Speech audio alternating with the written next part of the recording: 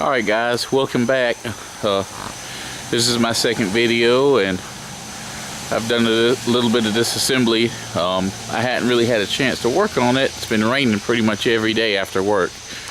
So I hope to get some progress made this weekend. But anyways, I've removed the fender and the header panel and the control arm and inner fender and grill and the bumper. And so far so good. It looks a lot better than I thought it would. Of course, you know, I knew this before I tore it down. The radiator support is fairly well wadded up, and this inner fender structure here is bent pretty good. It's not actually, you know, as bad as I thought it would be. So, anyways, I've never really done this type of work. I'm a mechanic. I'm not a body guy. But basically, it's held on with a series of spot welds, all these little dimples here and up top, and pretty much they're all over the thing. And I got some spot weld cutters, and we're going to replace this whole radiator support and inner fender structure, or fender apron, or fender rail, whatever you want to call it. And it's going to come off of this parts truck. And as far as the frame goes, it so far looks okay. This bumper bracket is bent slightly. I don't think it needs to be replaced. I'm pretty sure I can straighten it. The control arm mounts, I was worried about those being bent. This one is slightly to the rear. I don't think it's going to take much persuasion to get it back straight. I think that one is okay.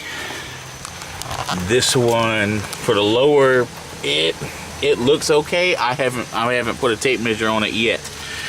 This one it's bent back probably about 1/8 of an inch, but it's all fairly thin metal. I don't think it's going to be much of an issue to straighten it. It came right apart. I'm going to pull the tape measure off the non-wrecked one to compare to this one.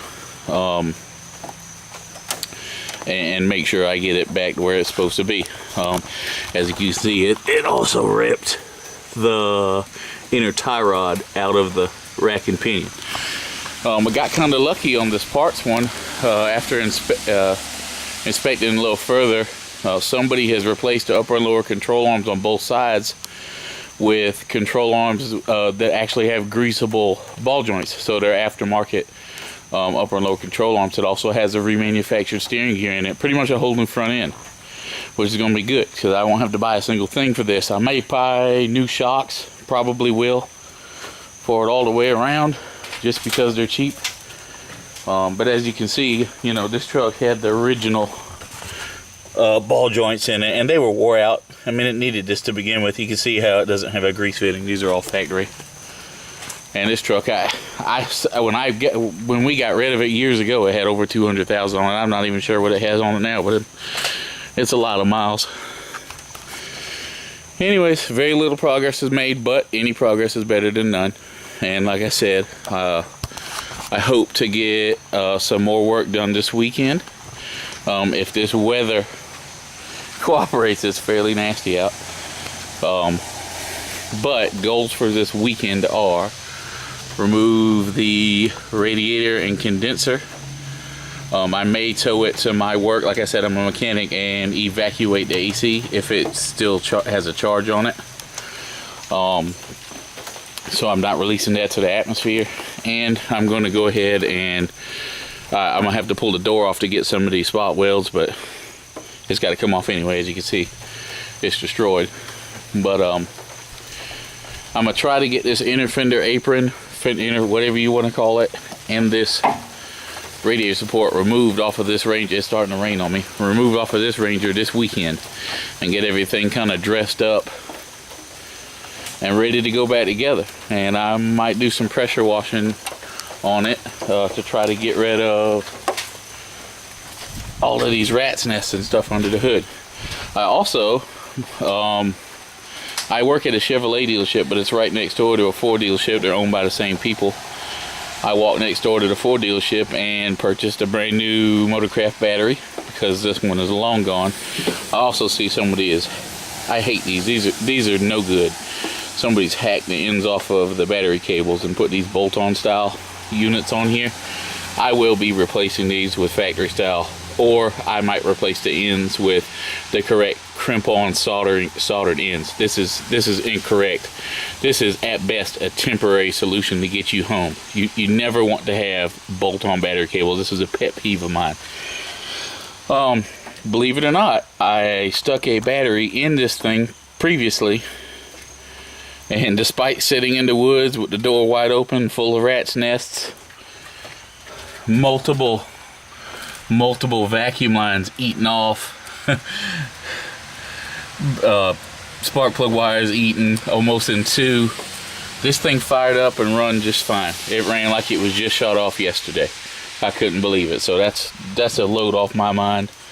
The parts ranger has just had a full tune-up, including coil pack, plug wires, O2 sensors. The guy was throwing the book at it trying to figure out what was wrong with it, and it has a very good vacuum harness. So the whole vacuum harness and pretty much everything I need is gonna come off of that one. I think the only thing I'm gonna have to buy is, I've already bought a battery. I'm gonna buy a brand new set of tires for it. That one has oversized tires, look like off of a Ford Explorer. And I'll probably buy a set of shocks and some sway arm links and some miscellaneous stuff like that. It looks like the power steering lines leak pretty good. I'll probably just replace them with some new ones. All in all, most everything I need is going to come off of that one. I got really lucky with an excellent parts truck, and for a great price.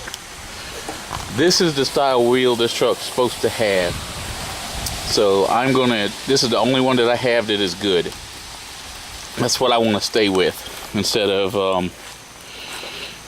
putting those, I think they're Ford Explorer wheels right there on it, because those stick out a little too far, and I just don't like them as well. I want to put what was on here originally on it, back on it. So I think I've got a light lead on a few of those. I at least know where two more is, that a buddies of mine's gonna let me have. So I think we'll be good as far as that goes, but we'll see. I'm not sure.